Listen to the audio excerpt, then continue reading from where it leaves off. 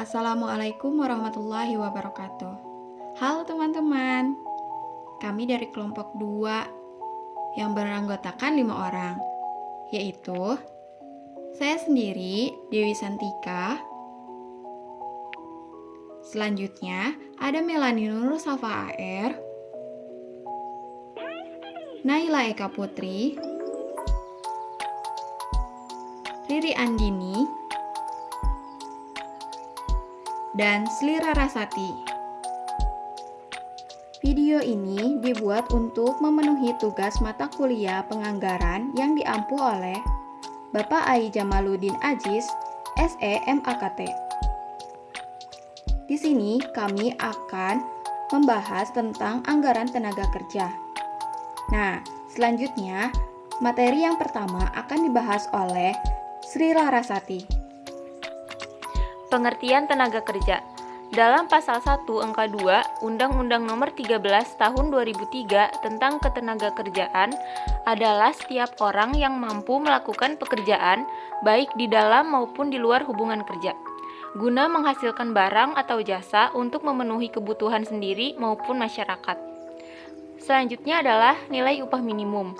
Nilai upah minimum ditentukan setiap tahun sesuai dengan kebijakan pengupahan nasional untuk memastikan pencapaian kebutuhan hidup layak dengan mempertimbangkan produktivitas dan pertumbuhan ekonomi. Upah minimum umumnya ditetapkan oleh gubernur untuk tingkat provinsi, kabupaten kota, dan sektoral, mengikuti rekomendasi Dewan Pengupahan Provinsi dan atau Dewan Pengupahan Kabupaten atau Kota. Materi selanjutnya akan disampaikan oleh teman saya, Naila Eka Putri. Upah. Upah adalah hak pekerja atau buruh yang diterima dan dinyatakan dalam bentuk uang sebagai imbalan dari pengusaha atau pemberi kerja kepada pekerja atau buruh yang ditetapkan dan dibayarkan menurut suatu perjanjian kerja, kesepakatan, atau peraturan perundang-undangan, termasuk tunjangan bagi pekerja atau buruh dan keluarganya atas suatu pekerjaan dan atau jasa yang telah atau akan dilakukan. Selanjutnya yaitu bagian tenaga kerja. Yang pertama, tenaga kerja langsung. Pada prinsipnya, terbatas pada tenaga kerja di pabrik yang secara langsung terlibat pada proses produksi dan biayanya dikaitkan pada biaya produksi atau pada barang yang dihasilkan.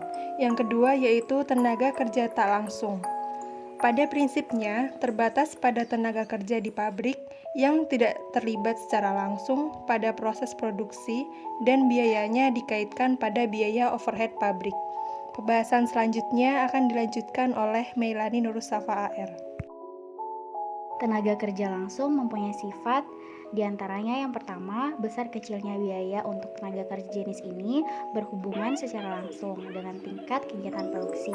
Yang kedua, biaya yang dikeluarkan untuk tenaga kerja jenis ini merupakan biaya variabel. Yang ketiga, kegiatannya langsung dihubungkan dengan produk akhir.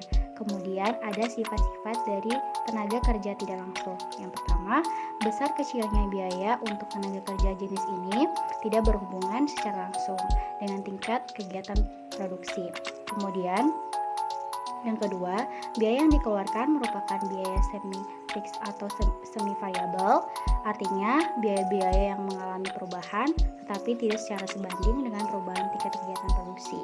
Yang terakhir, tempat bekerja dari tenaga kerja jenis ini tidak harus selalu di dalam pabrik, tetapi dapat dilakukan di luar pabrik. Selanjutnya akan dibahas oleh Dewi Santika. Faktor-faktor yang mempengaruhi penyusunan anggaran tenaga kerja.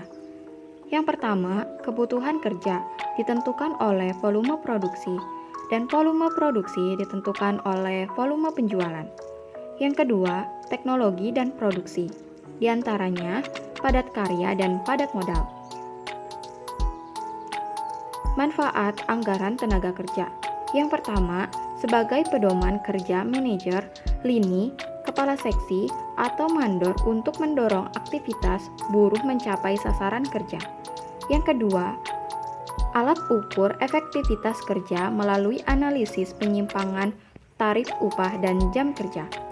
Yang ketiga, alat untuk menentukan harga pokok produksi. Selanjutnya ada contoh kasus yang akan dibahas oleh Riri Andini. Adapun contoh kasus sebagai berikut. Dari data-data tersebut, yang pertama, susunlah anggaran jam kerja langsung menurut waktu, departemen, dan produk. Dan yang kedua, anggaran biaya tenaga kerja langsung menurut waktu, departemen, dan produk. Pada penyelesaian yang pertama, perusahaan Majapahit anggaran jam kerja langsung tahun 2001. Produksi dikali jam menghasilkan jumlah jam. Dan pada departemen kedua, produksi dikali jam menghasilkan jumlah jam. Lalu, jumlah jam pada departemen 1 ditambah dengan jumlah jam pada departemen 2, menghasilkan total jam. Lalu, nomor 2, perusahaan Majapahit anggaran biaya tenaga kerja langsung tahun 2001. Departemen pertama, jam dikali dengan upah menghasilkan jumlah. Pada departemen kedua, jam dikali upah menghasilkan jumlah. Lalu, jumlah pada departemen pertama ditambah dengan jumlah pada departemen kedua, menghasilkan total biaya. Sekian materi dari kami, semoga bermanfaat. Wassalamualaikum warahmatullahi wabarakatuh.